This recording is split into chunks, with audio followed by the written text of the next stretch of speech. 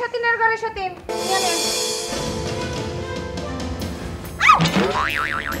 ওরে নবাবের বেটি আর নাটক কোন লাগবো না আটতে গেল উনি হিস লেখাই পড়ে যায় এই তুই যে হারা দিন হারা বেড়াই বেড়াস হ্যাঁ আর ব্যাগ কাম যে আর করন লাগে এদিকে তো তোর চোখ যায় না ও মারে মা আজ যে একখানা হাম করিয়া রে বহুত হামই কইতে না হাম তোর কথা কি এই তুই মুখ সামলা কথা ক বলে দিচ্ছি হ্যাঁ তুই কি মনে করছ তুই আর জামাইরে যে তাবিজ কবজ করে বিয়ে করছ তাই বুঝি না আই তাবিজ করছি দি তুই তাবিজ করছ আই করছি দি তুই করছ তুই তাবিজ কর না পরে তাবিজ করন পরে তোর জামাই আরে পছন্দ করিয়া রে বিয়ে করছি দি বুঝছো না নিজে চেহারা দেখো না তুই ফ্যাশন নান আল্লাহ ও বাউরে বা কোন অনেক প্রিয়াঙ্কা চোপড়া আর সামনে খাড়াই রইছে আর জামাই পিস যায় ওনার পাও ধরে বিয়ে করছে ওই একটা বিয়েতে বেড়ারে যে তুই বিয়ে করছিস তো লজ্জা করে না আজকে আমার জামাই বাড়িতে আসুক আরে দি তোরে যদি ডিভোর্স না করে আর নাম কমলা না তুই যে এত সুন্দরী তোমার জামাই যে আবার বিয়ে করছিস তোর তো লজ্জা না লাগে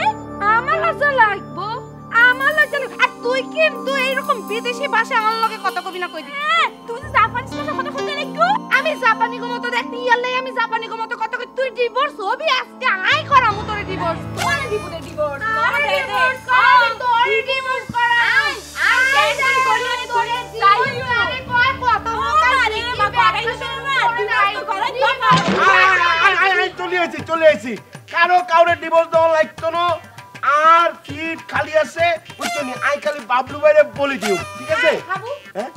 তুই তো একটু বুঝত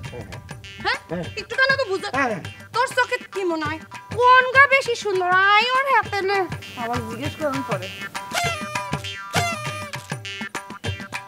আর কাছে তো দুইজনের ফাইন লাগে জার কো বেড়া সোহত কিলো ইউজ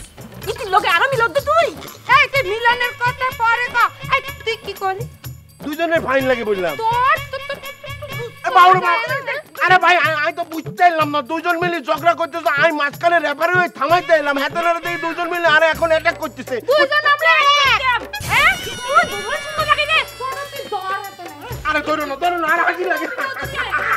আরে বাউরে